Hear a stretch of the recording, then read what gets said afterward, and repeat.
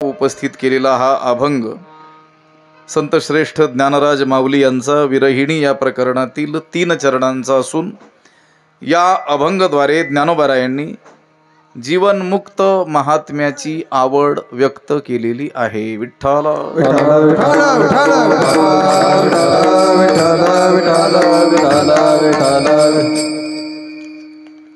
या पुण्यपावन अशा श्री ज्ञानाई सेवाश्रम परिवार या ठिकाणी आयोजलेला हा अखंड हरिनाम सप्ताहाचं हे 6वं वर्ष आणि आजची ही काल्याची कीर्तनाची सेवा. या ठिकाणी हा जो अखंड हरिनाम सप्ताह आहे 6वं वर्ष आहे, काल्याची कीर्तनाची सेवा आहे आणि या सेवेकरिता गावातील परिसरातील अनेक गुणीजन मंडळी, महाराज मंडळी, टाळकरी मंडळी, ज्येष्ठ वारकरी मंडळी या ठिकाणी उपस्थित आहेत.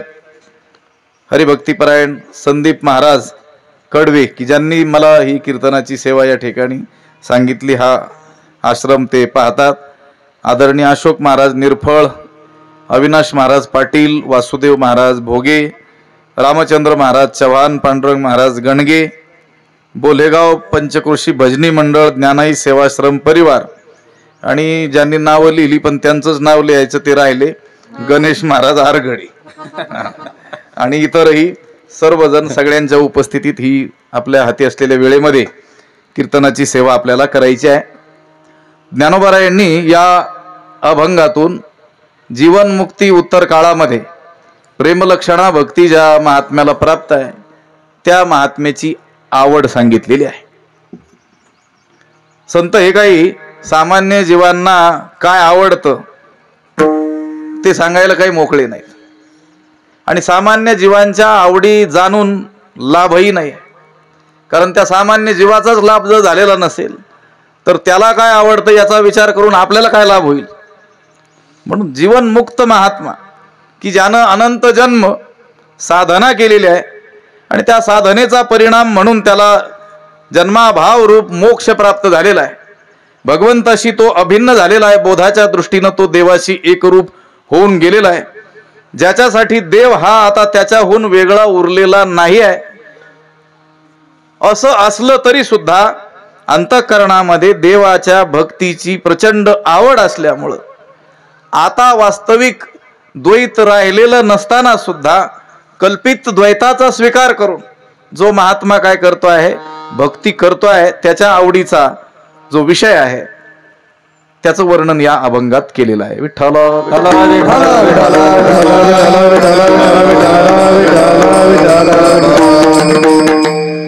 काल्याचं कीर्तन आहे. काला शब्दाचा सामान्य स्थूल जो अर्थ आहे तो अर्थ आहे एकरूप होणं, संमिश्रण, एकत्रीकरण, एक भावीकरण, एक जीव होणं. काला शब्द आपल्या सर्वांच्या काय आहे, परिचयाचा आहे. आपण ग्रामीण भागातीलच मंडळी असल्यामुळं जेवताना देखील आपल्याला काय करून जेवायची सवय आहे, काला करून. दूध भाकरीचा काला, काला करून जेवण्याची काय आहे सवय आहे. म्हणजे 2 पदार्थ ते काय करायचे, अगदी एक जीव करायचे. सांगतात लोक खेड्यातील की शहरात गेलो तर आमचं पोटच भरत नाही म्हटले. शहरामध्ये जर गेलो पाहुण्या रावळ्यांकडं तर तिथं जेवत असताना काय भरत नाही, आपलं पोट भरत नाही, तेवढी तृप्ती होत नाही जेवढी खेड्यामध्ये किंवा आपल्या घरी जेवताना होते. का बरं असं? त्याचं कारणच आहे, आपल्याला काला करून जेवायची सवय आहे आणि ज्या शहरात आपण गेलेलो आहोत त्या सगळ्या कुटुंबांना मिळून जेवढी भाजी केलेली असते तेवढी एकट्यालाच लागत असते आपल्याला खेड्यातील माणसाला. काला शब्दाचा अर्थ आहे एकत्रीकरण, एक जीव होणं. आता याला काल्याचं कीर्तन आपण म्हणतो आणि प्रतिकात्मक दही अंडी त्या रूपाचा काला आपल्या समोर ठेवलेला असतो. हा प्रतिकात्मक आहे. प्रतिकात्मक मी यासाठी म्हटलो की त्याकडे बघून आपल्याला शिकायचं आहे.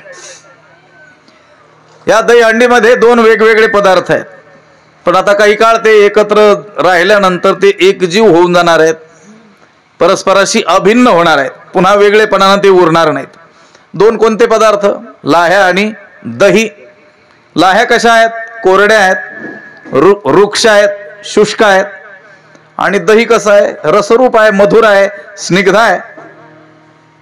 आता त्या लाह्या जर वेगळ्यापणानं राहिल्या तर त्या तशाच वृक्ष राहतील, पण त्या लाह्यांना जर रसरूपता प्राप्त करून घ्यायची असेल, माधुर्य प्राप्त करून घ्यायचं असेल, स्निग्धता प्राप्त करून घ्यायची असेल तर काय करावं लागेल? त्या लाह्यांनी त्या दह्याशी एकरूप व्हावं लागेल, त्याची संगती करावी लागेल. ही प्रतीक आहेत. लाह्या हे जीवाचं प्रतीक आहे. जीव परिच्छिन्न आहे, सुख दुःख भोगणार आहे, जन्मणारा मरणार आहे. आणि असा हा अल्पज्ञ परिच्छिन्न असलेला हा जीव, त्याला जर पूर्ण अवस्था प्राप्त करून घ्यायची असेल, कृतार्थता प्राप्त करून घ्यायची असेल, सुखरूपता प्राप्त करून घ्यायची असेल तर त्यानं काय करावं? त्या भगवंताची संगती करावी, त्याचं ज्ञान मिळवावं आणि ज्ञानानं त्या देवाशी एकरूप होऊन जावं.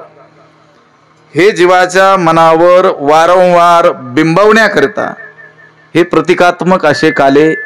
माणसाला हे सदैव लक्षात राहावं की आपल्याला जे जीवन प्राप्त झालेलं आहे ते भगवंताशी एकरूपता प्राप्त करून घेण्यासाठी झालेलं आहे, देवाचं ज्ञान मिळवण्यासाठी झालेलं आहे, देवप्राप्तीची साधना करण्यासाठी झालेलं आहे. आणि देवाशी जर आपण एकरूप होऊन जाऊ तरच आपले जीवन काय होईल? सुखरूप होईल. तुका म्हणे जन्मा आल्याचे सार्थक, तुका म्हणे जन्मा आल्याचे सार्थक, तुका म्हणे जन्मा आल्याचे सार्थक, तुका म्हणे जन्मा आल्याचे सार्थक. विठ्ठलची एक देखलिया, देखलिया, विठ्ठलची एक देखलिया, देखलिया, विठ्ठल एक देखलिया, देखलिया, विठ्ठलची एक देखलिया. तुका म्हणे जन्मा आल्याचे सार्थक, विठ्ठलची एक देखलिया, विठ्ठलची एक देखलिया. तुका म्हणे जन्मा आल्याचे सार्थक, विठ्ठलची एक देखलिया, विठ्ठलची एक देखलिया. तुकोबाराय म्हणतात की तुका म्हणे जन्मा आल्याचे सार्थक. जन्माला आल्याचं सार्थक त्याच वेळेस झालं असं मानण्यात येईल. विठ्ठलची एक देखिलिया, त्या एकमेवा द्वितीयम ब्रह्म निहनानास्ति किंचन असं श्रुतीनं ज्या परमात्म्याचं वर्णन केलं त्या पांडुरंगाचं आत्मत्वानं दर्शन. दर्शन शब्दाचा अर्थ आहे ज्ञान. तो परमात्मा जसा आहे तसं त्याला जाणणं आणि तो आपल्याशी अभिन्न आहे असं जाणणं, याला म्हणतात दर्शन. आपण पाहणं या क्रियेला काय म्हणत असतो? दर्शन. पाहणं क्रिया वेगळी आणि दर्शन शब्दाचा जो गर्भितार्थ आहे तो वेगळा आहे. ज्ञानोबाराय देखील म्हणतात आम्ही त्या देवाला पाहिलं, पण पाहता पाहणे दुरी सारोनिया. तो हरी श्रीहरी पाहिला डोळे भरी, पाहता पाहणे दुरी सारोनिया. असं जर पाहिलं तर ते खरं दर्शन, आणि तसं दर्शन जर केलं तरच जन्माला आल्याचं काय आहे? सार्थक आहे. जगातील संत पुरुष सोडून कुणीही आपलं जीवन धन्य झालं आहे असे काही उद्गार काढलेले नाहीत. स्वजीवना संबंधानं धन्यतेचे उद्गार फक्त संत पुरुषांचे आहेत, कारण संत पुरुषांनी त्या परमात्म्याला मिळवलं, त्याच्याशी काय होऊन गेले? एकरूप होऊन गेले. तुका म्हणे जन्मा आल्याचे सार्थक, विठ्ठलची एक देखिलिया. हे जीवाच्या अंतकरणावर वारंवार बिंबवण्याकरिता प्रतिकात्मक असे काले करावे लागतात. विठ्ठला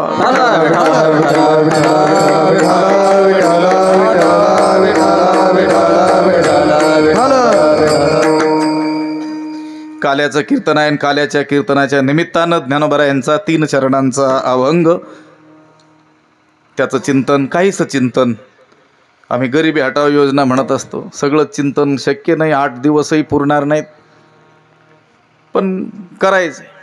तासाभरामध्ये चिंतन आपल्याला करायचा प्रयत्न करायचा आहे. जीवनमुक्त महात्म्याची आवड सांगितलेली. आता कोणी म्हणेल जो जीवनमुक्त झाला, ज्याच्या दृष्टीनं आता जगतच उरलेलं नाही, जगतच काय पण देव देखील आता वेगळा उरलेला नाही, मग त्याला इच्छा होईल कशी, त्याच्या ठिकाणी आवड शिल्लक राहील कशी? किमिच्छन कस्य कामाय शरीरम अनुसंज्वरेत, त्याला कशाची इच्छा होईल? आता कामनाही झालो पाही रिकामा या अवस्थेला पोहोचलेला तो महात्मा. धन्योहम कर्तव्यम मे न विद्यते किंचित, धन्योहम प्राप्तव्यम सर्वम अद्य संपन्नम, अशा बोधाला पोहोचलेला तो महात्मा. त्याचं प्राप्तव्यही संपलेलं असल्यामुळं पर्यायानं कर्तव्यही ज्याला शिल्लक राहिलेलं नाही, त्याच्या ठिकाणी आवड कशी संभवेल? हा काय उपस्थित होऊ शकतो, प्रश्न उपस्थित होऊ शकतो. पण हा प्रश्न ज्यांनी संपूर्ण वेदांताचं अध्ययन जरी केलेलं असलं पण ज्ञानोबारायांचं दर्शन केलेलं नसेल त्यांना उपस्थित होऊ शकतो. थोडक्यात सांगू का, ज्ञान उत्तर काळामध्ये भक्ती होऊ शकते का, किंबहुना भक्ती संभवतच नाही असं काही लोक म्हणतात, पंडित लोक. पण कोणते पंडित? पोंगा पंडित लोक, ज्यांनी समग्र संस्कृत वाङ्मयाचं अध्ययन केलेलं आहे पण ज्ञानोबारायांचं दर्शन ज्यांनी केलेलं नाही, अशा लोकांना शंका येत असते. काय शंका येते? की जर ज्ञानानं तो साधक त्या परमात्म्याशी एकरूप होऊन गेलेला असेल, मी वासुदेव तत्वता या बोधाला पोहोचलेला असेल, अहम ब्रह्मास्मी या बोधावर तो आरूढ झालेला असेल, त्याच्यासाठी देव आता वेगळा उरलेला नसेल, तर मग त्याच्याकडून भक्ती कशी काय संभवेल? कारण भक्ती करण्याकरिता भक्त असावा लागतो आणि ज्याची भक्ती करायची तो देव असावा लागतो. मी भक्त तू देव ऐसे करी, नको ब्रह्मज्ञान आत्मस्थिती भाव, मी भक्त तू देव ऐसे करी, असं त्यांना म्हणण्याची वेळ आलेली आहे. याचा अर्थ आता हे शब्द खरे तर त्यांच्यात मुखात शोभतात की जे देवाशी एकरूप होऊन गेलेले आहेत पण आता वेगळं त्यांना होता येत नाही आहे. ते देवाला म्हणतात, देवा आता तूच असं काहीतरी कर, आता मी ज्ञानानं तर तुझ्याशी एकरूप होऊन गेलेलो असल्यामुळं मला आता वेगळं होता येत नाही, काही केल्या वेगळा नोहे गे माय, मी काही झालं तरी आता वेगळा होऊ शकत नाही, आता तूच असं काहीतरी कर की तू काय हो, देव हो आणि मला काय कर, भक्त कर. हे शब्द त्यांच्याच मुखात शोभतात. आपण देवापुढे उभं राहून जर असं म्हटलो नको ब्रह्मज्ञान, तो म्हणेल दिलंय कुठं तुला अजून, असं नको ब्रह्मज्ञान आत्मस्थिती भाव, तो म्हणेल, देव म्हणेल अगोदर त्याच्यासाठी प्रयत्न कर, मिळालेलं नाही तरी देखील म्हणतो नको म्हणून. हे बोलणं कसं होईल? एखाद्या सामान्य कोणी माणसानं म्हणावं, नाही मला पंतप्रधान अजिबात होण्याची इच्छा नाही, करतंय कोण? नको ब्रह्मज्ञान आत्मस्थिती भाव, मी भक्त तू देव ऐसे करी, देव म्हणेल मी देवच आहे, तू भक्त हो अगोदर.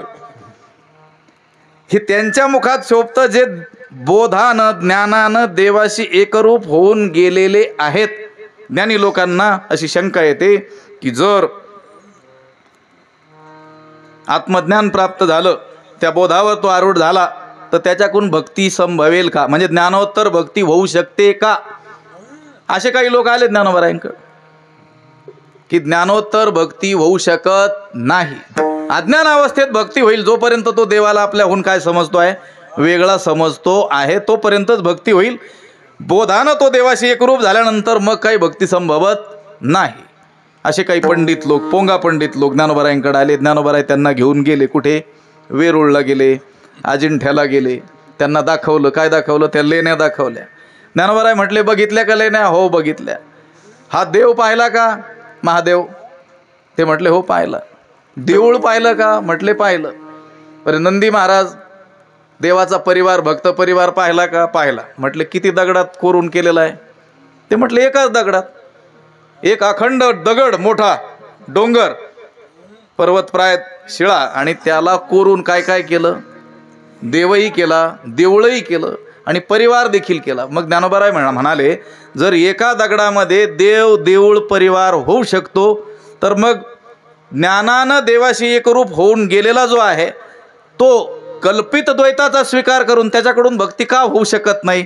अमृतानुभवामध्ये ज्ञानोबाराय म्हणतात, देव देऊळ परिवारू कोरोणी की जे डोंगरू, तैसा भक्तीचा व्यवहारू का न व्हावा, म्हणजे नक्की होऊ शकतो. आणि आपल्या सर्व संतांनी जी भक्ती केलेली आहे ती अशा प्रकारची भक्ती आहे, ज्याला म्हणतात ज्ञान गिळुनी गावा गोविंदोगा विठ्ठला.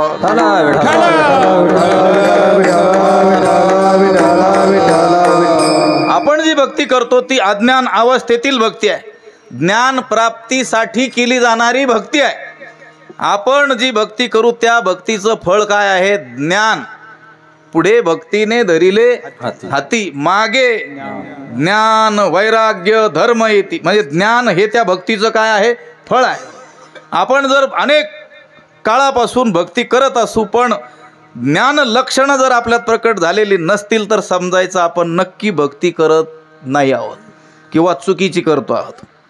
जर भक्ती मातेच्या हातात हात देऊन आपण चाललेलो असू म्हणजे भक्ती मार्गाचं क्रमण आपण करत असू असं जर आपल्याला वाटत असेल तर आपण मागं वळून पाहिल्यानंतर आपल्याला ज्ञान वैराग्य धर्म दूरपर्यंत का होईना कुठेतरी आलेले दिसले पाहिजेत. बोललेलं लक्षात येतंय का? आलं तर बरं होईल. पहिलीच वेळ आहे आता. पहिल्या वेळेच्या कीर्तनाला आम्ही सोयरिकीचं कीर्तन म्हणत असतो. विठ्ठला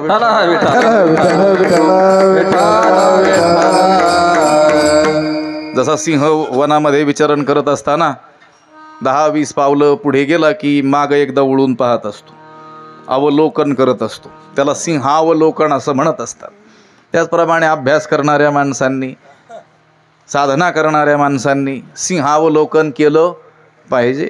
थोडाफार मार्ग क्रमून गेलो की मागं वळून पाहिलं पाहिजे. मग भक्ती मार्गानं चालणाऱ्या आम्हासारख्यांनी सुद्धा सिंहावलोकन केलं पाहिजे आणि मागे आपल्याला आलेले दिसले पाहिजेत. कोण? ज्ञान वैराग्य आणि धर्म. ज्ञान म्हणजे ज्ञाननिष्ठा योग्यता आपल्यात आली की नाही, ज्ञानप्राप्तीचा अधिकार अजून आपल्यात आलाय की नाही, शमदमादींनी आपण संपन्न झालोत की नाही. जर तसं झालं असेल, काही वैराग्य आपल्यात प्रकट झालं असेल तर समजायचं आपण नक्की भक्ती मार्गाने चाललेलो आहोत. आणि जर तसं काहीच दिसत नसेल तर निश्चित समजून चालायचं जिच्या हाती आपण हात देऊन भक्तीच्या हाती आम्ही हात देऊन चाललेलो आहोत असं आपण समजलेलं आहे. नक्की ती भक्ती नाही आहे. आपण तिला भक्ती म्हणत आहोत पण मग ज्ञानोबारायांच्या भाषेत बोलायचं तर ती भक्ती नसून मग माया मांगी शृंगारिली तर नाही ना हे पाहिलं पाहिजे. विठ्ठला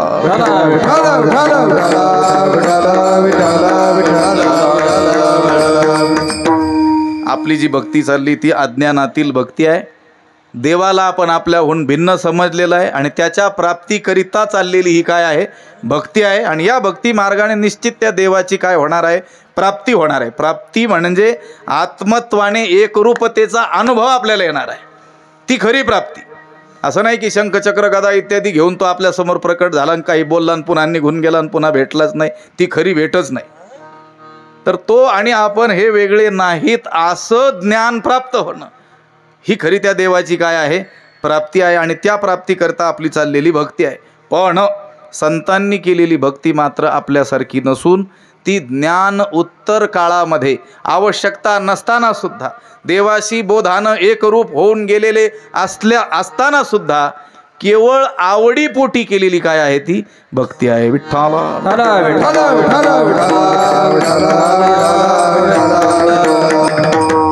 अमृतानुभवातली एक उभी आपल्याला सांगितली.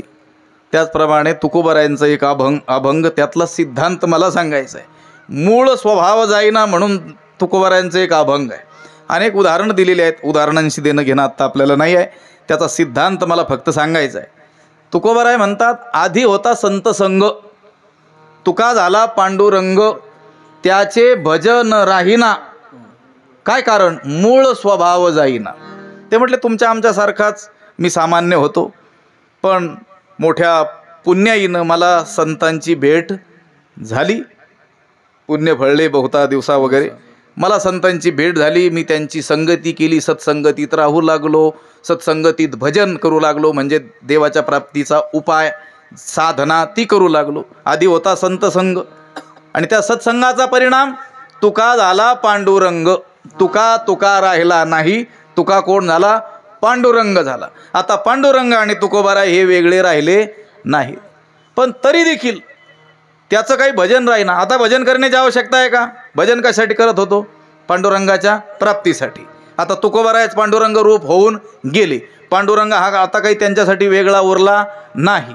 पण तरी देखील ते म्हणतात माझं भजन राहीना. का? मूळ स्वभाव जाईना. कारण भजन करणं हा माझा स्वभाव झालेला होता.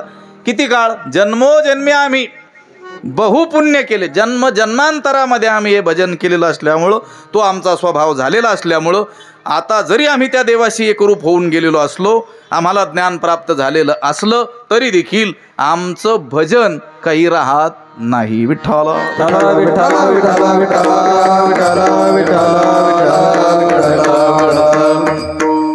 म्हणजे ज्ञान उत्तर काळामध्ये सुद्धा भक्ती होऊ शकते. आणि त्या ज्ञान उत्तर काळातील जी भक्ती आहे त्या भक्तीपोटी असलेले हे उद्गार आहेत. अभंगात प्रवेशाच्या दृष्टीनं आपल्याला थोडेसे वर्ग करावे लागतील. सगळ्या जगातील लोकांचा आपण जर विचार केला तर त्यातील ठळक 2 वर्ग पडतात. एक संसार आवडणारे लोक आणि दुसरे देव आवडणारे लोक. आता देव आवडणारे थोडे असतील, 100त 1 नाही, 1000त 1 नाही, 10,000तही 1 असेल की नाही सांगता येत नाही. आस्थेची या महापुरी रिगताती कोटीवरी परी प्राप्तीची पहिले तिरी विपाईला. एखादा कोट्यावधीत एखादा पण आहे ज्याला खरोखर संसार आवडत नाही, देव आवडतो. असेही लोक भलेही संख्येनं थोडे असतील पण आहेत. जगातील लोकांचं वर्गीकरण आपण केलं तर संसार आवडणारे लोक आणि देव आवडणारे लोक. आता देव आवडणारे जे कोणी लोक असतील त्याचे पुन्हा 2 वर्ग आपल्याला साधारणतः करायचे आहेत अभंगात प्रवेशाच्या दृष्टीनं. त्या देव आवडणाऱ्या लोकांमध्ये काहींना देवाचं केवळ सगुण रूपच आवडतं. त्यांच्या समोर जर परब्रह्म, निर्गुण, निराकार, अव्यक्त, निराकार, नाही ज्या आकार असं काही म्हटलं की त्यांचं डोकं उठतं. ते त्यांना त्या परब्रह्म शब्दाचं वावडं. म्हणजे अभंगाच्या शब्दांचा आधार घेतला तर काहींना सावळं आवडतं, म्हणजे सगुण आवडतं, सावळंच आवडतं. पण त्यांना परब्रह्म शब्दाचं काय आहे? वावडं आहे. आणि देव आवडणाऱ्या काही लोकांचा जर विचार केला तर त्यांना फक्त देवाचं निर्गुण स्वरूपच आवडतं. त्या निर्गुणाच्या चिंतनच त्यांना काय होतं? आवडतं. ते सगुणाला काय म्हणतात? न्यून म्हणतात. नाथ महाराजांनी सांगितलं निर्गुणा होणी सगुण न्यून. निर्गुणापेक्षा सगुणाला न्यून म्हणणारे महामूर्ख आहेत म्हटले. जरी तो निर्गुण निराकार परमात्मा सगुण साकार झालेला असला तरी त्याच्या मूळ स्थितीमध्ये कोणत्याही प्रकारचा बिघाड झालेला नसतो, हे या मूर्खांना कळत नाही. विठ्ठल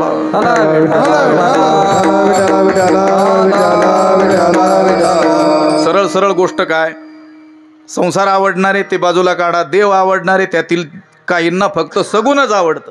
आता संतांचे शब्द आहेत पण त्यांचा अनुवाद समजून आपण जर प्रमाण घेतले तर आवडे निरंतर हेची ध्यान, आवडे हे रूप गोजिरे सगुण. त्यांचा अनुवाद म्हणून या शब्दांकडे केवळ आपल्याला पाहायचंय. त्यांना काय आवडतं? फक्त सगुणच आवडतं. भजन करतात. हे पहा, जगात अनेक पंथ आहेत, तसा आपल्याकडे अवकाशही नाही आहे तेवढा चिंतनाला. भक्तिपंथ आहेत जगामध्ये की जे जगामध्ये भक्तीचा प्रचार प्रसार ज्यांनी चांगल्या रीतीनं केला त्याबद्दल त्यांना आपण शतशः दंडवत करूयात. भगवद्गीतेचाही त्यांनी प्रचार केला, नामाचाही प्रचार ते करतात, अगदी देशविदेशामध्ये प्रचार करतात. नाव घेणार नाही हे लावून ठेवलं त्याच्यामुळं, पण तिथं नक्की नेऊन घालीन आहे का नाही. नामाचा चांगला प्रचार त्यांनी केलेला आहे. पण तत्त्वज्ञानाचा ज्यावेळेस विषय येतो त्यावेळेस त्यांच्या त्या पुस्तकांमध्ये ते मायावादी मायावादी मायावादी म्हणून सतत भगवान भाष्यकार शंकराचार्यांना हिनवत असतात की ज्या भगवान भाष्यकारांचं अनुसरण ज्ञानोबरायांनी केलेलं आहे. भाष्यकारा ते वाट पुसतू किंवा नाथ महाराज वंदू आचार्य शंकरू असं म्हटलेलं आहे, ते मात्र हिनवत असतात. हां, आता भक्ती मार्गाचा प्रचार त्यांनी चांगल्या रीतीनं केलेला आहे त्यामुळं ते वंदनीय आहेत. पण तत्त्वज्ञानाच्या बाबतीत मात्र त्यांचा संपर्क आपल्याला नकोच. त्यांनी गीतेचा प्रचार केला, गीतेचा जसा आहे तसा अर्थ आम्ही सांगितला असं ते म्हणतात. पण गीतेचा खरा अर्थ ज्ञानेश्वरीचा आहे. आपल्याला जर गीता जाणून घ्यायची असेल तर ज्ञानेश्वरीशिवाय कोणतीही टीका न वाचलेलीच बरी. मग तुम्ही म्हणाला आमच्याकडे त्यांनी दिलेले आहेत गीता, काय कराव्यात? आम्ही सांगत असतो ती जशीची तशीच ठेवा.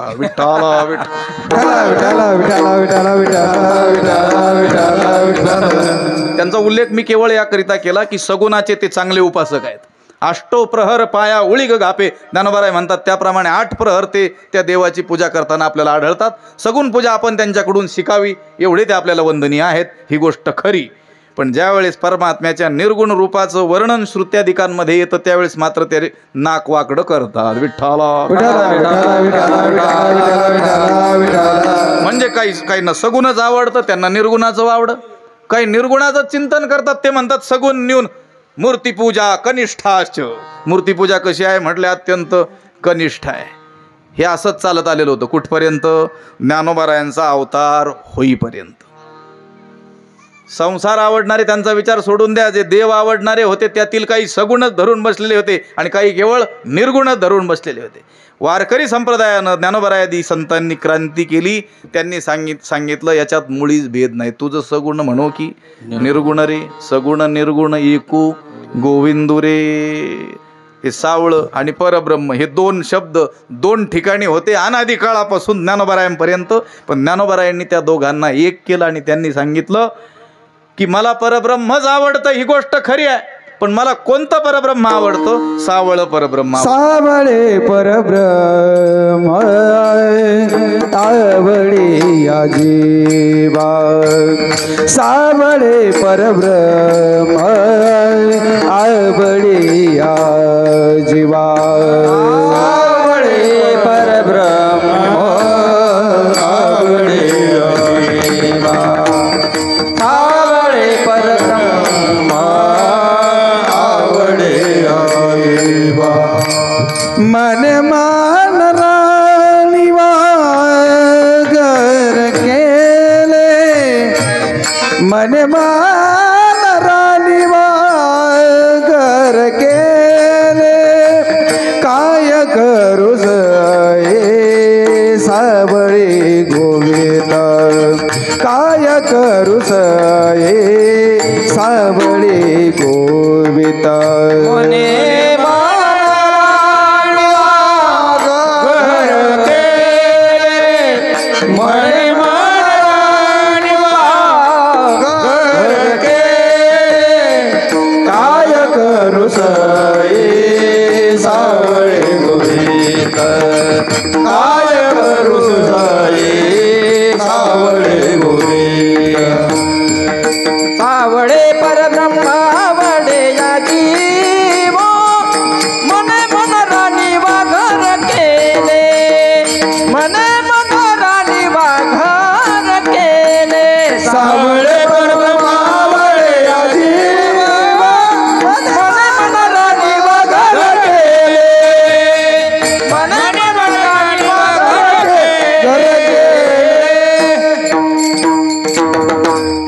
सावळे परब्रह्म आवडे या जीवा. मने मन राणीवा घर केले. ज्ञानोबारायांनी आपली आवड एक रूपकाच्या माध्यमातून सांगितलेली आहे. म्हणजे जीवनमुक्त महात्म्याची, ज्ञानी पुरुषाची जी आवड आहे, ब्रह्मज्ञानी पुरुषाची जी आवड आहे ती एक रूपकाच्या माध्यमातून सांगितलेली आहे.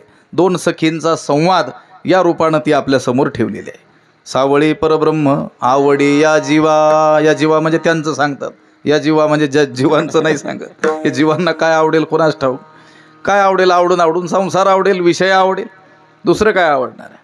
संसार आवडतो जीवाला, विषय आवडतात, द्रव्य आवडतं. द्रव्य जीवा होणी आवडे या जना. आम्हासी पाषाणा होणी हीन. काय आवडतं? धन आवडतं म्हटले. किती? जीवा होणी. जीवाच्या पलीकडं, जीवापेक्षा. तसं संतही म्हटलेले आहेत. संतांच्या दृष्टीनं देवच धन असल्यामुळं त्यांना देखील जसं धन जीवांना जीवापेक्षा अधिक आवडतं तसं ते म्हणतात बहु आवडसी जीवापासून या. सर्व भावे लोभ आवडे हे धन. आम्हा नारायण तैशा परी. नारायण आम्हाला आवडतो. किती आवडतो? लोभी पुरुषाला जेवढं काय आवडतं धन. असो, सांसारिक या जीवांना काय आवडेल? संसार आवडेल. त्यांचा विचार या ठिकाणी केलेला नाही. ज्ञानोबाराय त्यांची आवड सांगतात, ज्ञानी पुरुषाची आवड सांगतात. सावळे परब्रह्म आवडे या जीवा. मला परब्रह्मच आवडतं, पण त्या परब्रह्मानं सावळं जे रूप धारण केलेलं आहे ते आवडतं. आता सावळं आणि परब्रह्म हे दोन वेगवेगळ्या ठिकाणी असलेले शब्द ज्ञानोबारायांनी एकत्रित केले. ज्ञानेश्वरीमध्ये देखील सावळं आणि परब्रह्म यांचं एकत्रित चिंतन अनेक ठिकाणी आलेलं आहे. आपण म्हटलो गरिबी हटाव योजना थोडंसं पाहायचं आहे. विठ्ठला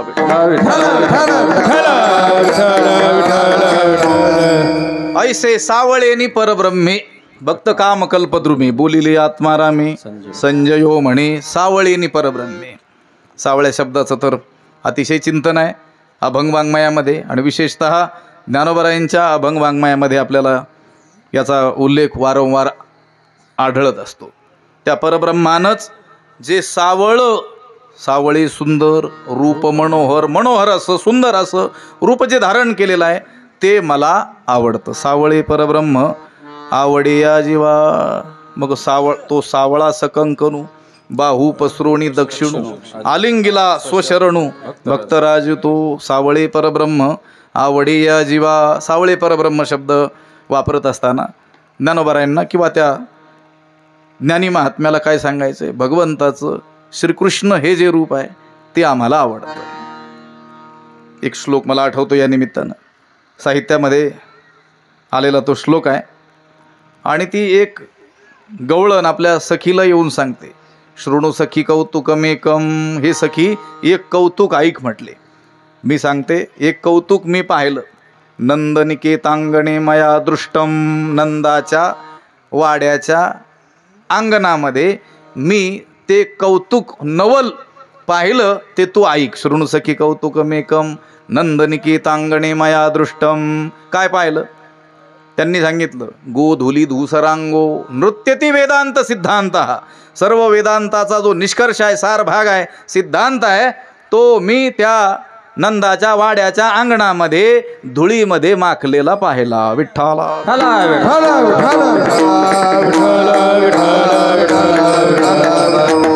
भगवंताचं हे सावळ रूप ज्ञानोबराय म्हणतात मला आवडतं. सावळे परब्रह्म आवडे या जीवा. मग तुम्हाला त्या परब्रह्माचं सावळ हे रूप अत्यंत आवडतं. मग त्याच्या भक्तीचा आनंद उपभोगण्याकरिता तुम्ही काही केलं की नाही. त्यांनी सांगितलं मने मन राणीवा घर केली. भक्तीचा आनंद उपभोगण्याकरिता घर पाहिजे की नाही हो. अहो सामान्य तुच्छ अशा विषयांचा सुद्धा उपभोग घ्यायचा असेल तर एकांताची जर अपेक्षा असेल तर त्या परब्रह्माच्या भक्तीचा आनंद उपभोगण्याकरिता एकांत नको का. विठाला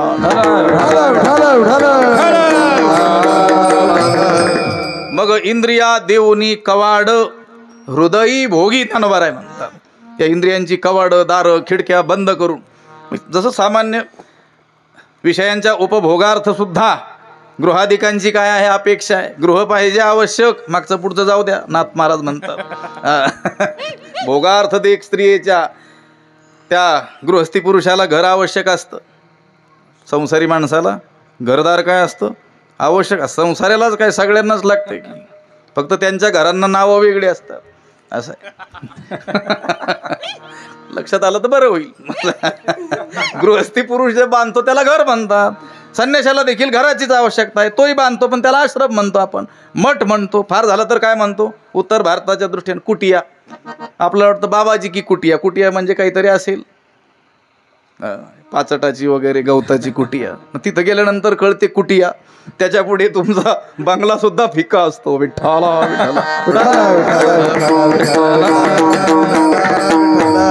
गृह आवश्यक आहे माणसांनाच काय पशु पक्ष्यांना देखील पक्षी देखील घरटी बांधतातच की. गृह आवश्यक आहे, घर आवश्यक आहे. लोक बांधतात की नाही घर बांधतात. मुलं बाळ लग्न कार्याला आली की मग ती गृहस्थी माणसं म्हणत असतात आता घरादारांची काय आहे आवश्यकता आहे, बांधतात घर. ते आम्हाला विठ्ठल भाऊ नाही आले, ते घेऊन गेले होते एकदा त्यांच्या चुलत भावाचे. तिथं 2 मुलं एका गृहस्थी पुरुषाला. त्यानं सारखे बंगले अगदी शेजारी शेजारी एकदम जुळे बंगले असे बांधले. लक्षावधी रुपये खर्च करून आम्हाला नेलं पूजेला. नेलं तर मग आता त्याची अपेक्षा असेल काहीतरी कौतुक करावं आहे ना. दरवाजे कुठून आणल्या, विटा कुठून आणल्या अशी अपेक्षा असते गृहस्थ्यांची. आम्ही कशाला काय विचारू. ते पाहिलं सगळं बांधकाम. म्हटलं अरे किती मुलं 2 मुलं म्हणून तर दोघांना 2 घरं बांधले म्हणे. आता आपण कौतुक करायचं ना पण आम्हाला पुढचं दिसतं. आम्ही पुढचं बोलतो ते लोकांना नंतर कळतं. कधी काळ निघून गेल्यानंतर. पण आजचा काळ कसा आहे तात्काळ जे आवडतं ते सांगण्याचा काळ आहे. आमचं जरा उलट आहे. लोक आम्ही सांगितलेलं चांगलं म्हणतील पण 10 वर्षांनी म्हणतील 5 वर्षांनी म्हणतील. मी त्याच्या ती घरं पाहिली म्हटलं कौतुक करण्याच्या ऐवजी म्हटलं मग तुला काय बांधलं. आता त्याला तो प्रश्न जरा उलटा वाटला, चुकीचा वाटला. इथं पाहुण्या रावळ्यात माझं कौतुक करण्याच्या ऐवजी हा बाबा म्हणतोय की मला काय बांधलं, हे माझंच तर नाही ना, माझंच आहे की नाही, दुसऱ्याचं थोडंच आहे. पण त्याला तो प्रश्न 4-6 वर्षापूर्वी चुकीचा असा वाटला असेल, पण आता तो म्हणत असेल बाबा म्हटले होते ते बरं होतं.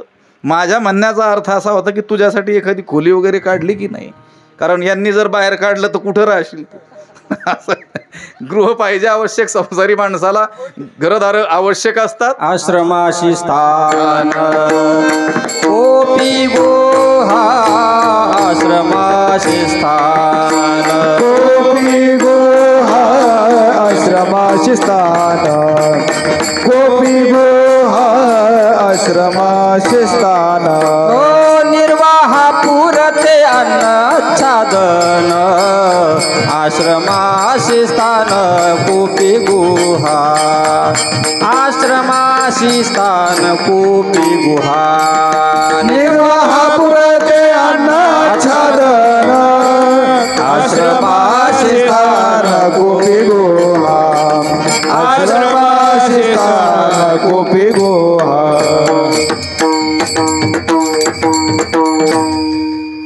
साधकाकरिता सांगितलं आश्रमाशी स्थान कोपी गुहा निर्वाहा पुरते अन्न आच्छादन.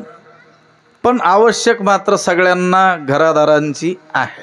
मग काहींचं घर छोटं असेल मोठं असेल असो. मी सांगितलं सामान्य तुच्छ विषय उपभोगार्थ सुद्धा गृहाधिकांची जर आवश्यकता अपेक्षा असेल तर त्या भगवंताच्या भक्तीचा आनंद उपभोगण्याकरिता सुद्धा घराची काय आहे आवश्यकता. पण मग ते घर कुठे, अंतकरण रूपी घर. ज्ञानोबाराय म्हणतात मने मन राणीवा घर केली आम्ही अंतकरणातच काय केलं घर, आणि साधं घर नाही केलं, राजमंदिर केलं. भगवंताच्या भक्तीचा आनंद उपभोगण्याकरिता आम्ही अंतकरणाचं काय केलं, राजमंदिर केलं. खरं तर हे मन हे अंतकरण हे काय आहे, गरज आहे. पण जरा त्या घरावरती दुसऱ्यांनीच कब्जा करून ठेवलेला आहे. शहरामध्ये सुद्धा नाही का, ज्यांना गृह बांधणं शक्य नाही ती लोक काय करत असतात, घर भाड्याने घेऊन राहत असतात, भाड्याच्या घरात राहत असतात आहे ना. पण अनेक वेळेस काय होतं, ते भाडेकरू लोक घर खालीच करत नाहीत, अगदी कोर्ट कचऱ्यापर्यंत जाण्याची वेळ येते. तो जो मूळ मालक आहे तो काय होऊन जातो, बेजार हैराण होऊन जातो. यांना भाडेकरूंना बाहेर काढता काढता. लोक म्हणतात अहो घर त्याचं होतं, त्याने बांधलं होतं, केवळ भाड्यानं दिलं होतं, पण तरी देखील हे लोक घर का खाली करत नाही. म्हटलं उत्तर त्याच्यातच आहे. ते कोणी घेतलं होतं, विठ्ठला विठाला विठाला विठाला विठाला विठाला विठाला. हा सोगमतीचा भाग सोडून द्या. ते भाडेकरू लोक घरावर कब्जा करत असतात, हे आपल्याला व्यवहारात दिसून येतं. अगदी त्याचप्रमाणे अंतकरण हे आपलंच आहे, पण त्याच्यावर कब्जा केलेला आहे कोणी, कामक्रोधांनी. कामक्रोध हे केले घर रीते तुका म्हणे देह भरिला विठ्ठले. कामक्रोध हे केले घर रीते, मग त्यांचं नव्हतं पण त्यांनी काय केलं होता, कब्जा केला होता. पण त्यांना हाकलून दिल्याशिवाय देव येऊ शकत नाही. तुका म्हणे चित्त करारे निर्मळ येऊनी गोपाळ राहे तेथे. ज्ञानोबाराय म्हणतात आम्ही या अंतःकरणाचंच काय केलं, राजमंदिर केलं. मने मन राणीवा घर केली सावळी परब्रह्म आवडे या जीवा. मने मन राणीवा घर केली. आता या रूपकाची ही भाषा आहे. एक सखी दुसरीला सांगते, म्हणजे एक ज्ञानी पुरुष दुसऱ्याला सांगतोय की मला ते देवाचं सावळं रूप आवडतं. मग त्या सखीनं प्रश्न केला असेल ह्या सखीला, की जी सांगते मला देवाचं सावळं रूप अतिशय आवडतं आणि त्याच्या भक्तीचा आनंद उपभोगण्याकरिता मी मनाचंच काय केलं, राजमंदिर केलं. आपणही अज्ञानी माणसं त्या ज्ञानी पुरुषाला प्रश्न करू शकतो की नाही, का हो तुम्ही एवढे मोठे ज्ञानी आहात, अनंत जन्म साधना करून भक्ती करून तुम्ही बोधानं देवाशी एकरूपतेला प्राप्त झालेले आहात, तर मग आता तुम्ही काय करावं, उत्तमा सहज अवस्था, त्या सहज अवस्थेत राहावं ना. पण ते सोडून तुम्ही काय म्हणता, सावळे परब्रह्म आवडे या जीवा, आणि पुन्हा त्याची काय करू लागता, भक्ती करू लागता. हे तुम्हाला शोभतं का? तुम्हाला सांगू का, हा प्रश्न कसा आहे, व्यभिचार भावाचे काही अभंग आहेत तुकोबारायांचे, त्याचा फक्त आशय सांगतो.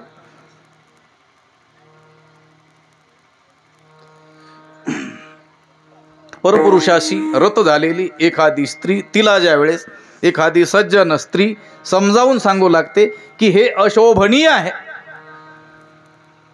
आपल्या स्वपतीला सोडून परपुरुषाशी रत होणं हे शास्त्रदृष्ट्या लौकिकदृष्ट्या हे काय आहे, निंदनीय आहे, हे पापकर्म आहे. ही ज्यावेळेस ती सांगू लागते त्यावेळेस त्याच स्त्रीचे उद्गार असतात. तू सांगते ते सर्व मला कळतं, भाव लक्षात घ्या बरं का. तू बोलतेस ते मला कळत नाही असं नाही, पण माझा काय आहे त्यामध्ये नाईलाज आहे. आपल्याला दुसऱ्या चरणाकडे जायचं आहे. ती सखी त्या सखीला विचारते की जी सखी म्हणते सावळे परब्रह्म आवडे या जेव्हा, ती सखी म्हणजे कोण, ज्ञानीपुरुष.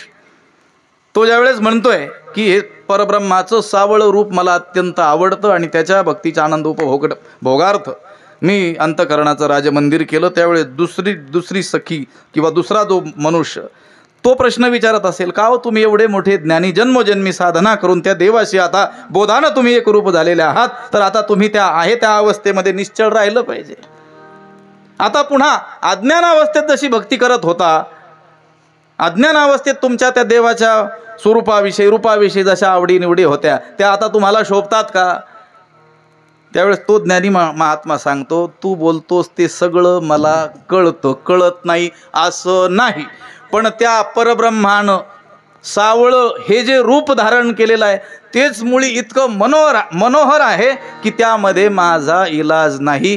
काय करू, दुसऱ्या चरणामध्ये काय करू सये सावळे गोवित, काय करू सये सावळे गोवित, काय करू साये सावळे गोवित, काय करू साये सावळे गोवित, काय करू सये सावळे गोवित, काय करू सये सावळे गोवित, काय करू साये सावळे गोवित, काय करू साये सावळे गोवित, आपे आप लपत, आपे आप लपत, मन तेथे काय करू सये सावळे गोवित, काय करू सये सावळे गोवित, आपे आप लपत, आपे आप लपत, मना तेथे काय करू साये सावळे गोवित, काय करू साये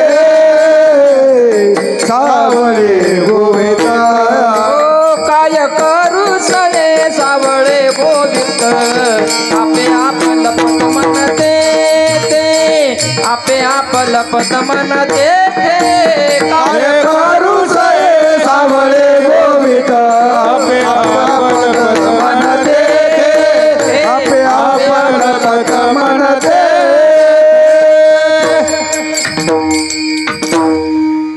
काय करू सये सावळे गोवित, आपे आप लपत मन तेथे. गोवित गोवतय, गुंतवून टाकतंय, गुरफटून टाकतंय, आपल्याकडे ओढतंय, खेचतंय, हा त्या गोवित शब्दाचा. गोविंद नाही म्हणायचं. अनेक ठिकाणी आता हा भंग घेण्याचा प्रसंग येतो, घेऊ नये पण ओढवतो त्यांच्या दृष्टीनं प्रसंग असं आहे. ते गोविंद गोवित गोवतय म्हणजे त्याच्यात माझा दोष नाही आहे, मी आपल्या स्थितीतच आहे, पण त्यानंच एवढं सुंदर रूप धारण केलेलं आहे की माझं मन त्याच्याकडे काय होतंय, आपे आप लपत मन तेथे. माझं मन त्याच्याकडे ओढतंय, त्याच्यामध्ये लपतंय. सामान्य माणसाला आपलं मन देवाकडे लावावं लागतंय तरी लागत नाही. त्या मनाला वारंवार समजावून सांगावं लागतंय, नको नको मना गुंतू माया जाळी. हे सांगत जरी असेल तरी ठीकच म्हणायचं. साधक आहे तो. सामान्य माणसाचं मन त्या देवात लागत नाही. त्या साधकाला प्रार्थना करावी लागते देवाला, देवा माझे मन लागो तुझे चरणी. लागत नाही ते तूच काहीतरी कर आता. माझ्या मना लागू छंद, माझ्या मना लागू छंद, माझ्या मना लागू छंद, माझ्या मना लागू छंद. नित्य गोविंद गोविंद, नित्य गोविंद गोविंद, माझ्या मना लागू छंद, माझ्या मना लागू छंद. नित्य गोविंद गोविंद, नित्य गोविंद गोविंद, माझ्या मना लागू छंद, माझ्या मना लागू छंद.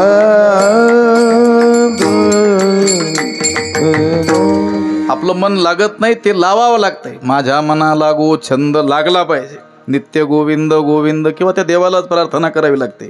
माझे चित्त तुझे पायी राहे आयसे, तूच कर, तूच काहीतरी कर की ते तुझ्या चरणाजवळ राहील. माझे चित्त तुझे पायी राहे ऐसे करी काही, धरुणिया बाही भाव हा तारी दातारा. पण तो जो जीवनमुक्त महात्मा आहे, ती सखी आहे, ती सांगते आहे आपे आप लपत मन तेथे. माझं मनच आपोआप तिथं काय होतंय, लपतंय.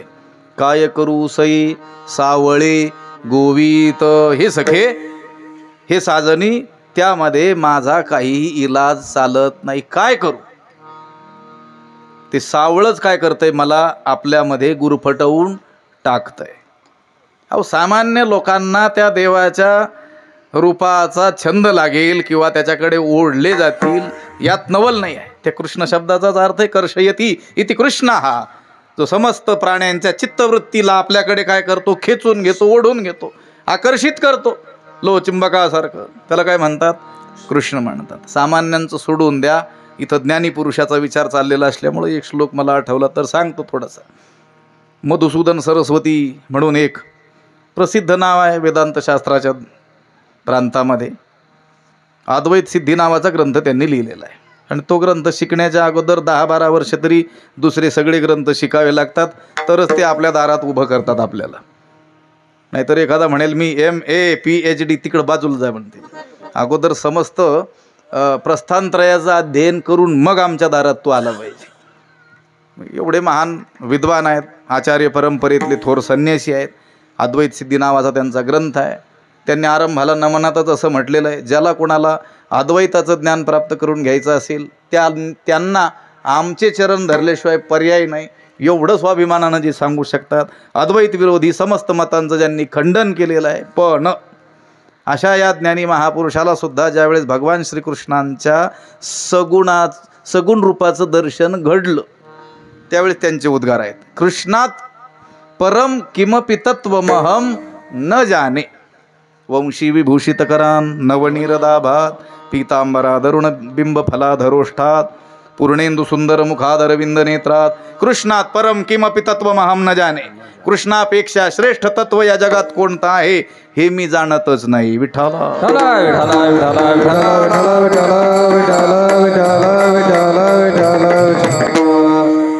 त्यानं या ज्ञानी महात्म्यांना सुद्धा काय केलेलं आहे, वेड लावलेला आहे. विषयी जे सामान्य लोक आहेत त्यांची सोडून द्या गोष्ट. एरवी विषय जिनोनी जन्मले जे शुकाधिक दादुले, जे शुकादी महर्षी आहेत की जे विषय जिंकून मग जन्माला आले मग साधना केली मग विषय जिंकले असं नाही. विषय जिंकून जे जन्माला आले असे शुकाधिक सुद्धा याच्या विषयाचं वर्णन करता करता थकत नाहीत. असं आहे. यानं वेड लावलेलं आहे सगळ्याला. काय करू सई सावळे गोवित आपे आप लपत मन तेथे. असा हा सावळ्या प्रभेचा जो श्री विठ्ठल आहे. कारण भगवान श्रीकृष्णाचं बाळरूपच म्हणून आपण श्री विठ्ठलाकडे पाहतो. श्री विठ्ठलाचा हा अवतार काही वेगळा स्वतंत्र अन्य अवतारांसारखा नाही आहे.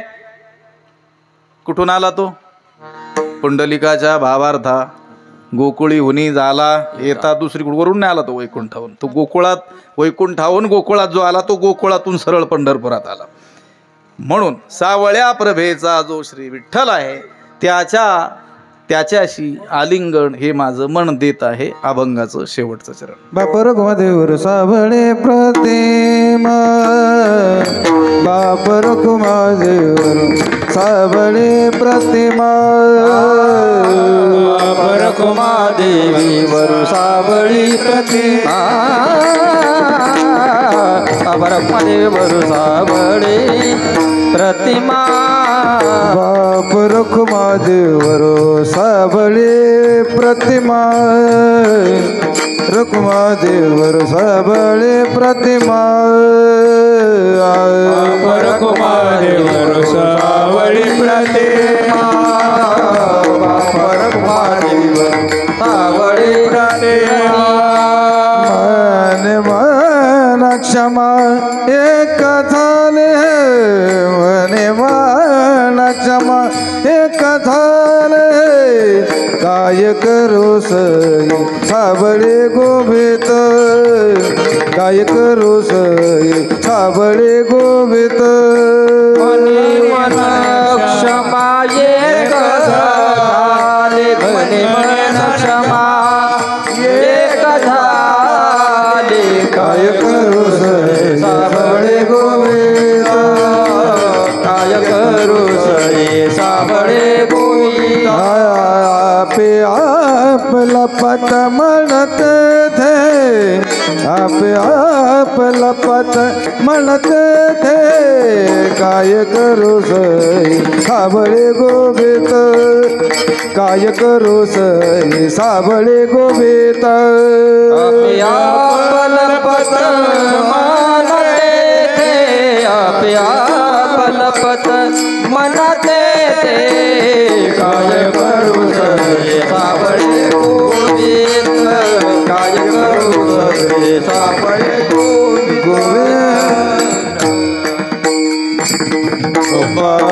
कुमारी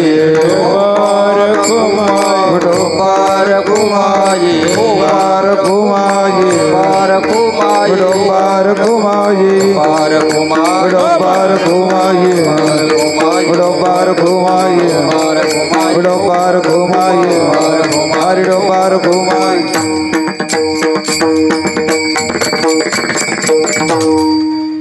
बाप रखुमादेवीवर सावळी प्रतिमा, मनी मन किंवा मने मन क्षमा एक झाले. ज्ञानोबरायांचा हा जो 3 चरणांचा आणि संवादात्मक असलेला, रूपकात्मक असलेला हा जो अभंग आहे, ज्यामध्ये जीवनमुक्त महात्म्याची आवड व्यक्त केलेली आहे, त्याचं काहीसं चिंतन आपण या निमित्तानं केलं. काल्याचं कीर्तन असल्यामुळं काल्याच्या कीर्तनातील प्रधान असलेला जो विषय आहे तो म्हणजे भगवंताच्या बाललीलांचं काय करायचं, वर्णन करायचं. भगवंतानं गोकुळामध्ये केलेलं जे चरित्र आहे, चरित्र ते उच्चारावे केले देवे, गोकुळी देवानं गोकुळात केलेल्या चरित्राचं उच्चारावे, उच्चारण करायचं सांगितलेलं आहे. तसं तर देवानं अवतार धारण केल्यापासून निजधामाला जाईपर्यंत ज्या ज्या काही लीला केलेल्या असतील त्या समस्त लीलांना चरित्र अशीच संज्ञा आहे. त्या देवानं जे काही केलं त्या सगळ्यांना काय संज्ञा आहे, चरित्र. आणि त्या सगळ्या चरित्राचं उच्चारण हेही लाभदायक आहे. सगळं चरित्र उच्चारलंही पाहिजे. विषय आजच्या दिवसाचा आहे. नाहीतर अन्य भागवत कथा इत्यादी असतात त्यावेळेस तर आपण देवाच्या समग्र चरित्राचं काय करतो, उच्चारण करतो, श्रवण वगैरे करतो. ते लाभदायकच आहे. जन्म कर्म च मे दिव्यम एवं यो वेत्ति तत्वतः त्यक्त्वा देहम पुनर्जन्म नैति मामेति सोर्जुन. भगवंताच्या चरित्र चिंतनाचं हे फळ सांगितलेलं आहे. जन्म कर्म च मे दिव्यम, मे मम, माझे दिव्य जन्म म्हणजे अवताराला येणं, आणि मे मम दिव्य कर्म, दिव्य असलेले कर्म म्हणजे चरित्र. एवं यो वेत्ति तत्वतः, त्याला यथार्थ रीतीनं जो जाणील त्याला फळ काय, त्यक्त्वा देहम पुनर्जन्म न येती. देह त्यागल्यानंतर त्यांनाही मागोता जन्म घेणे, त्याला पुन्हा जन्माला यावं लागत नाही. म्हटले कुठं जातो, माम येती, मलाच येऊन तो प्राप्त होतो. ही देवाच्या चरित्राची शक्ती आहे. अंतिते आपणा पाशी न्यावे अंतिते आपणा पाशी न्यावे अंतिते आपणा पाशी न्यावे अंतिते आपणा पडिये देह भाव पूर्वी वाचना अंतिते आपणा पाशी न्यावे अंतिते आपणा पाशी न्यावे पडिये देह भाव पूर्वी वाचना अंतिते आपणा पाशी न्यावे अंतिते आपणा पाशी न्यावे पढिये देह भाव पूर्वी वासना अंती ते आपणा पाशी न्यावे. भगवंत आपल्याला त्याच्याजवळ घेऊन जाईल, पण कधी? त्याच्या चरित्राला आपण जाणण्याचा प्रयत्न करू. त्या जाणण्याच्या प्रयत्नाचा पहिला जो प्रयत्न आहे तो म्हणजे त्याच्या चरित्राचं उच्चारण. विठ्ठला विठ्ठला विठ्ठला विठ्ठला विठ्ठला विठ्ठला विठ्ठला. आचरण नाही सांगितलं. करायचंच असेल आचरण तर प्रभू श्रीरामचंद्रांच्या चरित्राचं करावं. जेवढे काही संत पुरुष होऊन गेले त्या संत पुरुषांच्या चरित्राचं आचरण करावं. आणि कृष्ण चरित्राचं मात्र काय करावं? उच्चारणच करावं. न देवचरितैंचरित, कृष्ण चरित्राचं आचरण करण्याच्या भानगडीत पडू नये. एखादा म्हणेल करेलच मी आचरण, काय होतंय? तुकोबाराय बोलतात मग अशा लोकांशी, जे म्हणतील देवाच्या चरित्राचं आचरण आम्ही जर केलं तर काय होईल? अनुकरण केलं. पुढे तर ते आणखी कठोरच बोललेले आहेत. हरितील वस्त्रे गोपिकांच्या मिशे पाप त्या सरिसे मात्रागमन. कोणी म्हणेल भगवंतानं गोपिकांचं वस्त्रहरण लीला केली, त्या चरित्राचं मी आचरण करेल, तर तुकोबाराय म्हणतात तुला मातृगमनाचं पातक लागेल. पण कोणत्याही देवाचं जेवढं काही चरित्र आहे त्यातील कोणत्याच भागाचं आचरण आपण करू शकत नाही. तुकोबाराय बोलतात आपल्याशी, संवादात्मक अभंग आहे. ते म्हणतात देवे उचलेली स्वकरे मेदी तुमचे निगोनी नुचलवे. आपल्याला म्हणतात ते देवानं स्वतःच्या हातानं लिलेनं सहज ही समस्त पृथ्वी उचलली. तुम्हाला गोणी सुद्धा उचलत नाही म्हटले, पोत नाही म्हटले. गोणी त्यांना माहित होतं पोते बंद होतील पुढे चालून. आता पोते नाही राहिले. त्या मार्केट यार्डला पोते असायचे. या गव्हाच्या दिवसामध्ये तर ती पोती 120-25 किलोपर्यंत भरायची, पण ती बलदंड लोक असायची जुन्या काळातली. आता ते सरकारने बंद केलं. गोणीवर आलोत आपण. किती किलोची गोणी? आता 50. साखरेचं 100 किलोचं पोतं कारखान्यात असायचं. आता कितीवर आलोत आपण? 30 ना. मोठा पराक्रम झालेला आहे आपला. ही मुलं मोठी होईपर्यंत ही बारकाली 3-4 किलोवर येतोय की काय पुढे चालून असं आहे. आपला पराक्रम वाढतच चाललेला आहे. देवे उचलेली स्वकरे मेदिनी तुमचे निगोणी नुचलवे. देवे मारिले दैत्य दानव मोठे तुमचे न तुटे तृण मात्र. देवानं मोठमोठे दैत्य दानव बालपणीच नुघडता बाळपणाची फुली. मिया अदानवी सृष्टी केली. लहानपणच मोडलेलं नव्हतं, बाळपणच मोडलेलं नव्हतं.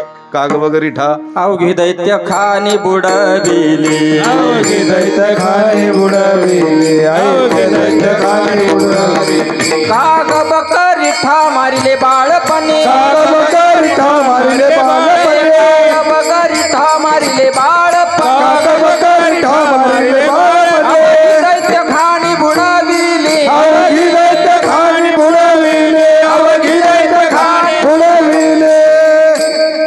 बाळपणी अवघी दैत्य खानी बुडविली. काग वगैरे ठा मारिले बाळपणी अवघी दैत्य खानी बुडविली. हे त्याचं चरित्र.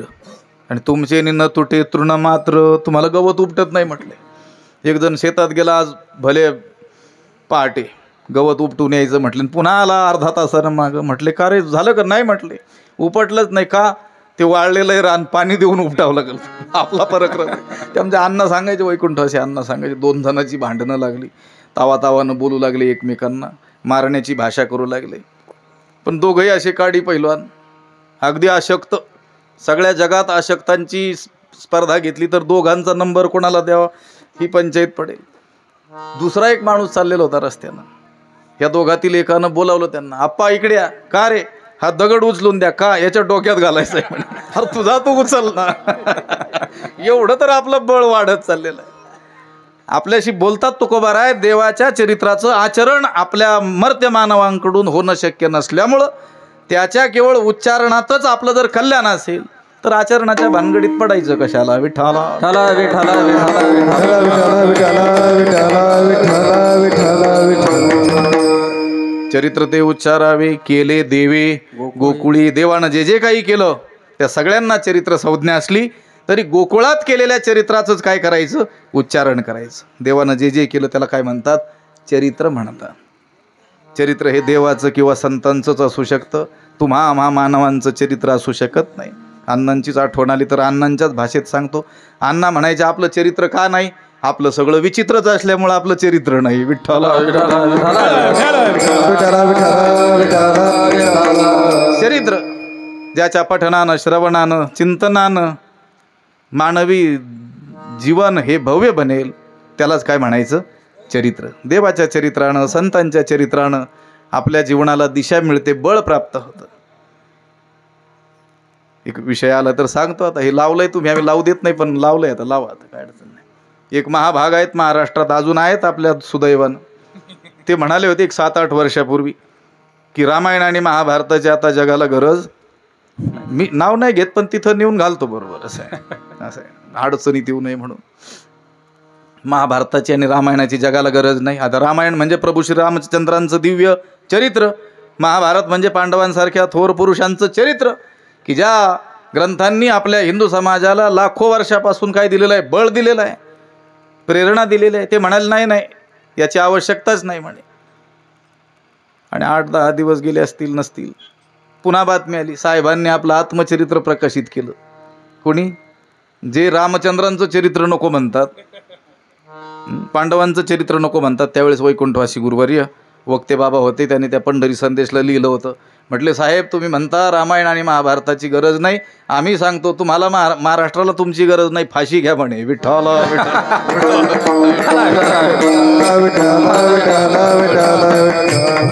देवाचं चरित्र, संतांचं चरित्र, भगवान श्रीकृष्णाच्या बालचरित्राचं वर्णन करायचंय. केले देवी गोकुळी, गोकुळात केलेल्या कोणत्या चरित्राचं, रांगता गोधने राखीता. गायन ते लीळा चरित्र पवाडे, गायन ते लीळा चरित्र पवाडे, गायन ते लीळा चरित्र पवाडे, गायन ते लीळा चरित्र पवाडे. राखिले सवंगडे सहित गाई, राखिले सवंगडे सहित गाई, राखिले सवंगडे सहित गाई.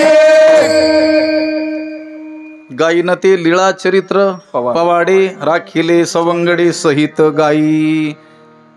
चरित्र येदशे चरित्र केले नारायणे, रांगता गोधने राखीता. हे गोकुळात केलेल्या चरित्राचं उच्चारण करायचं म्हणजे रांगताना केलेल्या चरित्राचं आणि गोधन राखताना केलेल्या चरित्राचं काय करायचं, उच्चारण करायचं.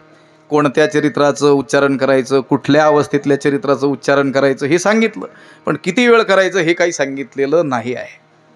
असं त्यामुळे अवघ्या 10 मिनिटामध्ये त्या चरित्राचं उच्चारण आपण करणार आहोत. विठ्ठला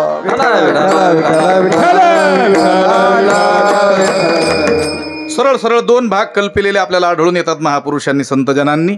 देवाला अवताराला येण्याच्या अगोदर पासूनची जी पार्श्वभूमी आहे, पार्श्वभूमी पूर्वपीठिका आहे.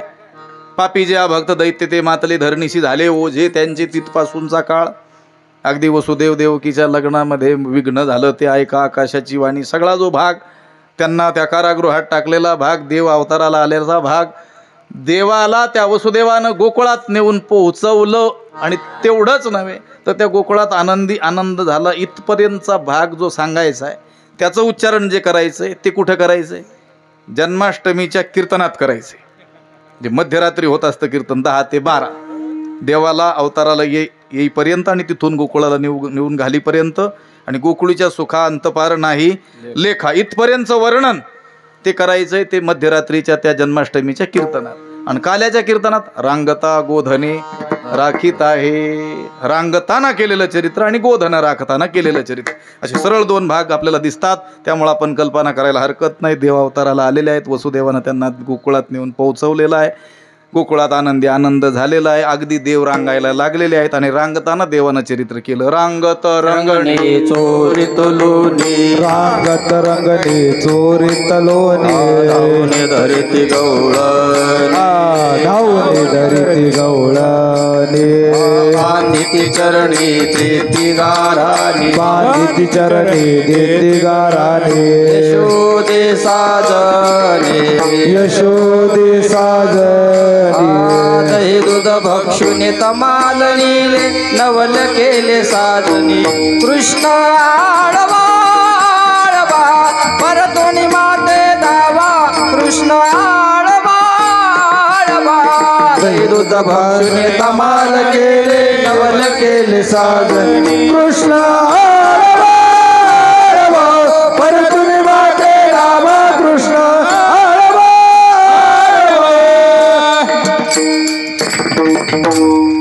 रांगताना केलेलं जे मुख्य चरित्र आहे ते आहे नवनीत चोरण्याचं, लोणी चोरण्याचं. रांगत रंगणी चोरीत लोणी धावणी धरिती गवळणी. देवानं लोणी चोरण्याचं चरित्र केलं म्हणतात, लीला केली म्हणतात. आता त्या देवाच्या घरी काही कमी होतं का हो? म्हणून तो चोरी करायला गेला त्या सवंगड्यासह गवळणींच्या घरी. कमी होतं का देवाच्या घरी? नाही. बरं, असा काही नियम आहे का ज्याच्या घरी कमी असतं तोच चोरी करत असतो म्हणून? बोललेलं लक्षात येत आहे. सोपं चाललंय आपलं कीर्तन. असं आहे आजचं सगळ्यात सोपं. असा काही नियम आहे का की ज्याच्या घरी कमी असतं तोच चोरी करत असतो? उलट जगातले सगळ्यात मोठे चोर जर धरून आणले तर एक गोष्ट सांगतो आता जाता जाता, आठवलंय, थोडं लांबेल. एक साहित्यात एक गोष्ट येते की एक गाव असतं ते संपूर्ण दुष्टांचं गाव असतं. त्या गावात एकही माणूस चांगला नाही, दरोडेखोरांचं गाव. एका माणसानं 10 तरी माणसं नक्की मारलेली. काल्पनिक आहे पण त्यातला बोध आपल्याला पुढं आत्ताचा संदर्भ आला त्याच्यासाठी उपयोगी आहे. म्हणून त्या गावाशी कोणी संबंध करत नव्हतं. त्या गावावरून असं जात देखील नव्हतं पुढं जाताना, सगळी दुष्टच लोक. पण त्या गावामध्ये ते सगळे लोक एका माणसाला मात्र म्हणायचे, हा साधू आहे, संत आहे, साधू आहे. बाहेरच्या गावातील लोकांना आश्चर्य वाटायचं, या दुष्टांच्या गावात साधूचं काय काम? कारण देशात त्यागेनं दुर्जनम, दुर्जनाच्या देशात राहू नये. बोलीला असे त्याग देशाचा त्या तुकोबाराय म्हणतात. ज्या देशात दुर्जन वास्तव्य करतात तिथून त्याग करून दुसरीकडे गेलेलं आपलं बरं. पण हा साधू काय करतोय? कारण सगळे त्याला साधू म्हणतात असा ऐकिवात आहे बुवा. एक माणूस जिज्ञासेपोटी भीतच त्या गावात गेला. एरवी कधी नव्हता गेला, पण जिज्ञासा निर्माण झाल्यानंतर काय माणूस करील काही सांगता येत नाही. चला बघूया तो साधू नेमका काय करतो, किंवा ज्याला साधू म्हणतात तो नेमका कसा आहे. आला, चौकशी केली, त्याच्या घरी गेला, विचारणा केली सगळी. तर मग त्याच्या लक्षात आलं, सगळी गावातील मंडळी ज्याला साधू म्हणत होते त्याने 3 माणसं मारलेली होते. बोललेलं लक्षात येतंय का? त्याला आश्चर्य वाटलं, 3 माणसं मारणाऱ्याला हे सगळे साधू का म्हणतात? मग विचारणा केली, मग कळालं. काय कळालं? त्या बाकीच्यांनी 10, 20 मारलेले होते. म्हणून 3 मारणारा त्यांच्या दृष्टीनं कोण? मला हे दुसरं सांगण्याकरता हे मी सगळं सांगितलं. जगातले सगळ्यात मोठे जर चोर धरून आणले, रांगेत असे उभे केले, आणि त्यांच्या बाजूला तुम्ही ज्यांना चोर म्हणतात, तुम्ही कोणाला म्हणता? हे मोटर चोरतात, केबल चोरून नेतात, अजून स्टार्टर चोरून नेतात, अजून साऊंडवाले आहेत, एखाद्या वेळेस त्यांचं दुर्लक्ष झालं तर मशीनच घेऊन जातात. त्यांना काय म्हणतो आपण? चोर. उगीच आरोप करतो.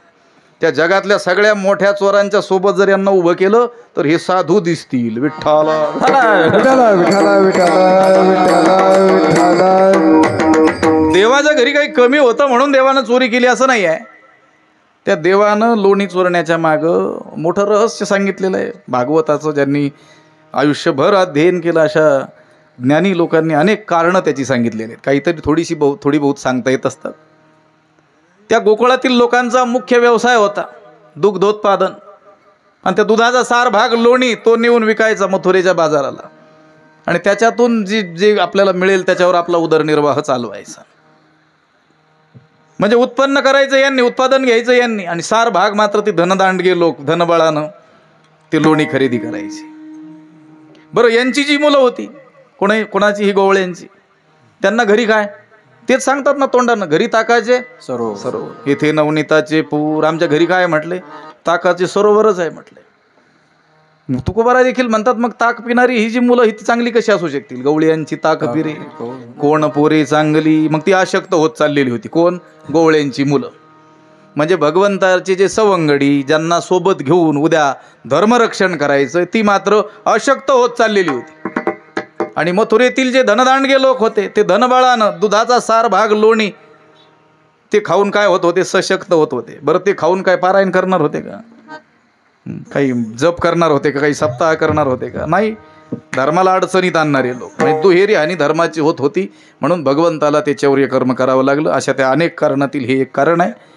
आणि एक लाक्षणिक कारण जर सांगायचं असेल तर देवानं नवनीत चोरलं. म्हणजे काय चोरलं? चित्त चोरिले नंदाच्या नंदने. तुका म्हणे येणे गरुड ध्वजे. कारण सज्जनाचं जे चित्त असतं मृदू सबाह्य नवनीत तैसे सज्जनाचे चित्त. सज्जन पुरुषाचं चित्त हे लोण्याप्रमाणे अंतर्बाह्य मृदू मऊ असतं.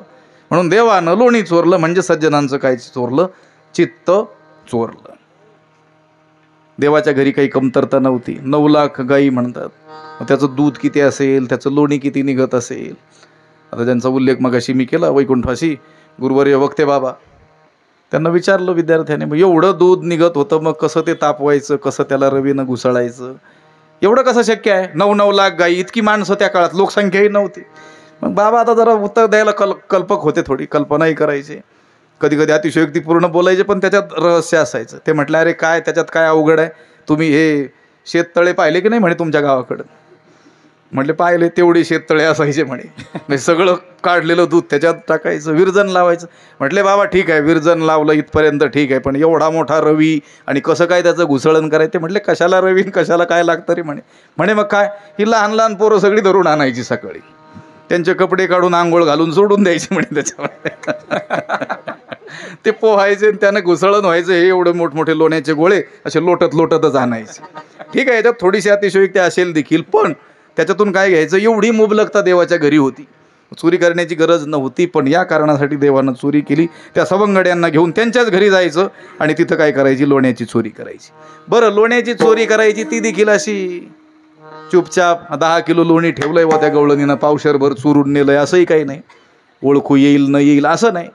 पाहती गवळणी तव ती पालथी, दुधाने खायचं ते पालथं करून टाकायचं, मटकी फोडून टाकायची, सवंगड्यांना खाऊ घालायचं, माकडांना वानरांना बोलवून काय करायचं? खाऊ घालायचं. मग ते चोरीचं सत्र काय होऊ लागलं? उघडकीस येऊ लागलं. आणि एक एक गवळण तक्रार घेऊन त्या यशोदेकडे आपली गारहाणी सांगायला येऊ लागली. पण त्या गवळणीची गारहाणी काही त्या यशोदेनं ऐकली नाहीत. उलट पक्षी तीच त्या गवळणींना काय करू लागली? बांधू लागली. काय सांगता म्हणे? कालटिकाची घेता आळगी गोकुळच्या नारी. हे गोकुळच्या नारींनो, हा उगाच खोटा आळ माझ्या मुलावर का घेता? बाळ सगुण गुणाचे ताणे, बाळ दिसते गोजिरवाणे, काय सांगता गारहाणे गे गोकुळच्या नारी. माझा कृष्ण आणि तुझ्या घरी चोरी करायला आला, हे कसं शक्य आहे? माझ्या नजरेसमोरून तो हल्ला नाही. केवढा आहे तो? 5 वर्षाचे माझे बाळ, अंगणी माझ्या खेळे, कालटिकाची घेता आळगी गोकुळच्या नारी. तुम्ही 12 घरच्या 12 गे गोकुळच्या नारी, तुम्ही ठाईच्या ओढाळा गे गोकुळच्या नारी. उलट पक्षी त्यांना भांडू लागली. त्या हिरमुसलेपणानं त्या गवळणी निघून गेल्या. पण एक दिवस मात्र त्या यशोदेला देवाच्या खोडकरपणाची प्रत्यक्ष प्रचिती आल्यानंतर मात्र तिच्या लक्षात आलं की आत्तापर्यंत जेवढ्या काही तक्रारी गवळणींनी केल्या होत्या त्या अक्षरशः काय होत्या? खऱ्या होत्या. अनेक वेळेस आरोपी पुराव्या अभावी सुटतो. एखाद्या वेळेस काय एखाद्या कचाट्यात सापडलं की मागचे सगळे गुन्हे काय होत असतात?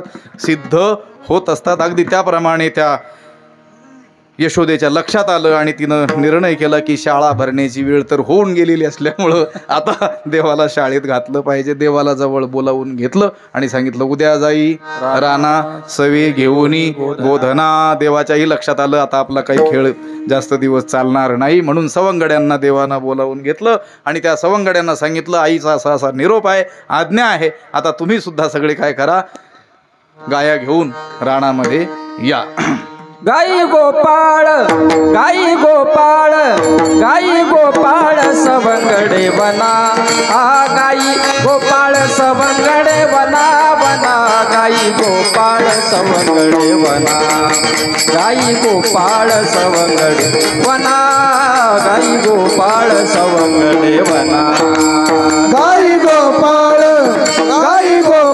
सवंगडे वना.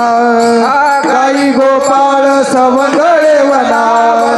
गाई गोपाळ सवंगडे वना गाई गोपाळ सवंगडे वना गाई गोपाळ सवंगडे वना घेऊनिया जाई खेळे नंदाचा काना घेऊनिया गाई खेळे नंदाचा काना गाई गोपाळ गाई गोपाळ सवंगडे वना गाई गोपाळ सवंगडे वना वना गाई गोपाळ सवंगडे वना गाई गोपाळ सवंगडे वना गाई गोपाळ सवंगडे वना गाई गोपाळ गाई गोपाळ गाई गोपाळ सवंगडे वना गाई गोपाळ सवंगडे वना गाई गोपाळ सवंगडे वना गाई गोपाळ सवंगडे वना गाई गोपाळ सवंगडे वना. आणि देवानं सांगितल्यानुसार त्यांचे सर्व सवंगडी गाया घेऊन वनाच्या दिशेनं चारण्याच्या उद्देशानं निघालेले आहेत. वनात येऊन पोहोचलेले आहेत. त्या काळामध्ये सार्वजनिक आरक्षित भूमी, गोचर भूमी ज्याला काय म्हणतो आपण, गायरान, ती मोठ्या प्रमाणात ठेवलेली असायची. आता हाही मराठवाडाच प्रांत आहे, पण आमच्या दृष्टीनं आम्ही मराठवाडा कशाला म्हणत असतो, तिकडं आमचं गेवराई बीड त्या बाजूला. आता हाही मराठवाड्याचाच प्रांत आहे. त्या बाजूला अजूनही प्रत्येक गावामध्ये अशी आरक्षित गोचर भूमी आहे, म्हणजे गायरान ज्याला म्हणतो, शेकडो एकर भूमी. त्या काळात तर हजारो एकर ते असेल. आपल्या पूर्वजांचा दूरदृष्टिकोन तो होता की पुढे भविष्यात ज्याच्या त्याच्या प्रारब्धानुसार कोणाला जमीन वाट्याला येईल न येईल, पण भूमिहीन असलेल्या व्यक्तीला सुद्धा गोरक्षा करता आली पाहिजे. हा त्याच्या मागचा काय आहे, मोठा उद्देश आहे. त्या काळात तर शेकडो हजारो एकर ती भूमी होती. त्यामुळं तिथं गायी एकदा चारण्याकरिता सोडून दिल्यानंतर त्या कोणाच्या शेतात जाऊन काही खातील वगैरे याची चिंता करण्याची काही कारण नव्हतं. म्हणून देवानं आणि सवंगड्यांनी त्या गायी चारण्याकरिता सोडून दिल्या. आणि सोडल्यानंतर जो वेळ आहे त्या वेळामध्ये काय केलं, तर त्या काळामध्ये प्रचलित असलेले जे खेळ आहेत ते सवंगड्यासह देव खेळू लागले.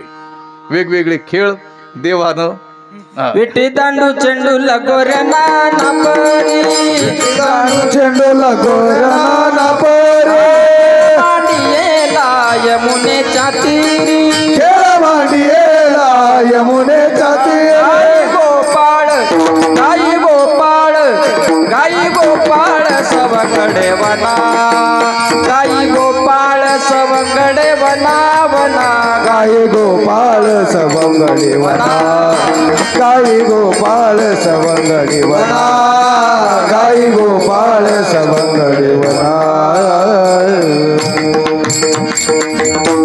विटी दांडू चेंडू लगोरी नाना परी त्या काळामध्ये प्रचलित असलेले जे मर्दानी खेळ ते भगवंत सवंगड्यासह खेळलेले आहेत. पण कुठपर्यंत खेळणार, 1:45 वाजत आलेलं आहे. लक्षात आलं का? खांदी भार पोटी भूक काय खेळायचे सुख, खेळायचंच नाही, कशाचंच सुख वाटत नसतं माणसाला. जर पोटामध्ये क्षुधेचं काय असेल, दुःख असेल तर.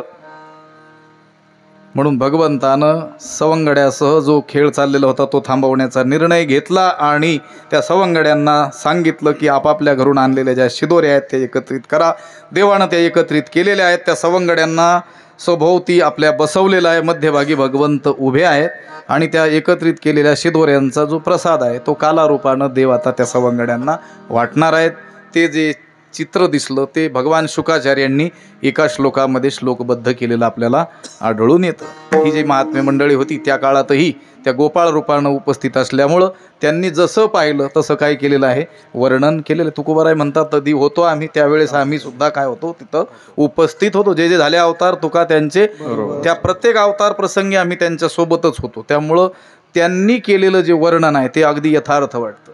ते वाचत असताना किंवा कोणी गात असेल, आपण ऐकत असताना त्या काळात गेल्याचा काय होता आपल्याला अनुभव येतो. कारण त्या शब्दांचं ते सामर्थ्य आहे. अनुभव आले अंगात या जगा देत असे. प्रत्यक्ष त्यांनी त्या गोष्टीचा काय केलेला आहे, अनुभव घेतलेला आहे. भगवंत मध्यभागी उभे आहेत आणि सभोवताली गोपाळ बसलेले आहेत. त्यांना भगवंत काल्याचा प्रसाद वाटणार आहेत. तो एक श्लोक आहे, त्या श्लोकाचं उच्चारण होईल. दही हंडीचा काल्याचा अभंग होईल. त्यानंतर जशा सूचना पुढे दिल्या जातील त्यानुसार होईल आणि कार्यक्रम परिसमाप्त होईल. या ठिकाणी या काल्याच्या सेवेकरिता खरं तर